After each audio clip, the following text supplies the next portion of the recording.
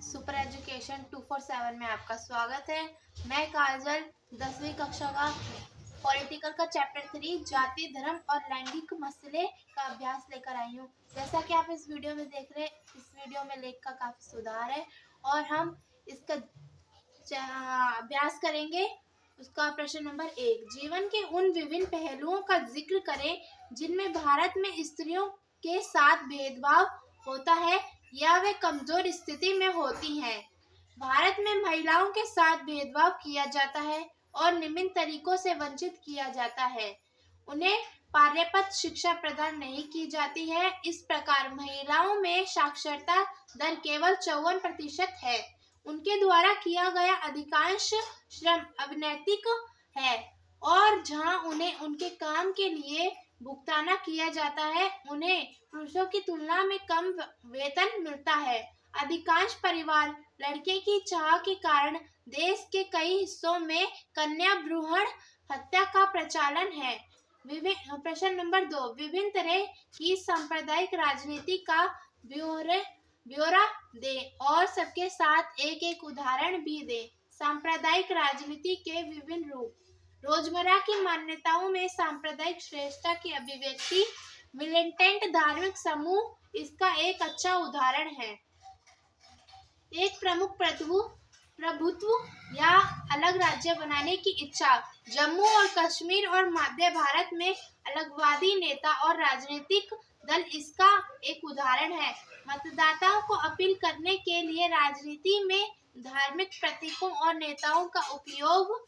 ये तकनीक कई राजनेताओं द्वारा देश के सबसे बड़े धार्मिक समुदायों के मतदाताओं को प्रभावित करने के लिए लागू की जाती है। इन सब के अलावा सांप्रदायिक राजनीति 2002 में गुजरात में हुए दंगों की तरह सांप्रदायिक हिंसा और दंगों का रूप ले सकती है। प्रश्न नंबर 3, बताइए कि भारत में किस तरह अभी भी जातिगत असमानताएं जारी हैं। भारत में अभी भी जातिगत असमानताएं जारी हैं।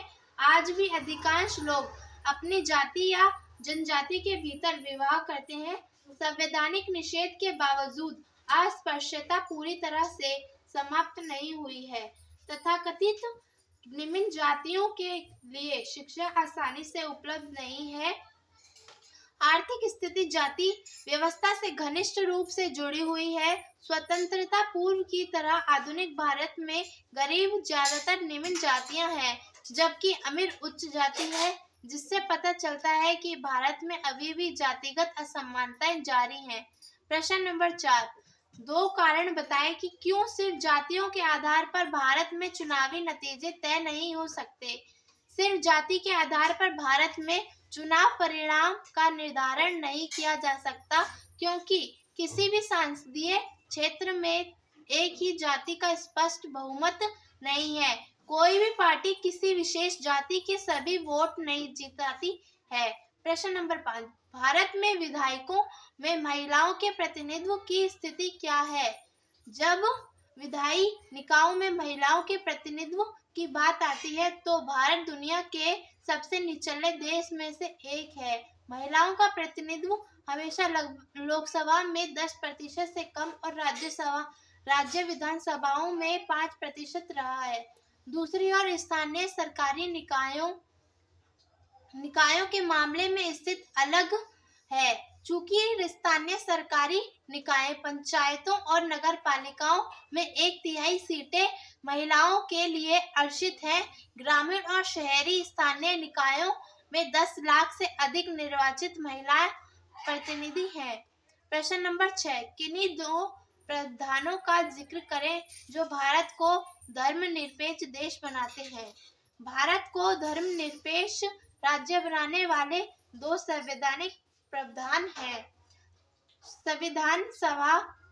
संविधान सभी व्यक्तियों और समुदायों को किसी भी धर्म को मनाने, अभ्यास करने और प्रचार करने की स्वतंत्रता प्रदान करता है, न कि किसी का पालन करने के लिए। संविधान धर्म के आधार पर भेदभाव पर रोक लगाता है। प्रश्न नंबर 7, जब हम लैंगिक विभाजन की बात करते हैं तो हमारा अभिप्राय होता है पहला, स्त्री और पुरुषों के बीच जैविक अंतर। दूसरा, समानता द्वारा स्त्री और पुरुष की दी गई असमान भूमिकाएं। तीसरा, बालक और बालिकाओं की संख्या का अनुपात। लोकतांत्रिक व्यवस्था में महिलाओं को मतदान का अधिकार न मिलना। जिसका उत्तर है समाज द्वारा स्त्री और पुरुषों को दी गई असमान भूमिकाएं। प्रश्न नंबर 8, भारत में यहाँ औरतों के लिए आरक्षण की व्यवस्था है। लोकसभा, विधानसभा, मंत्रिमंडल, पंचायती राज की संस्थाएं। जिसका उत्तर पंचायती राज की संस्थाएं हैं। प्रश्न नंबर 9, सांप्रदायिक राजनीति के अर्थ संबंधी निम्नलिखित कथनों पर गौर करें।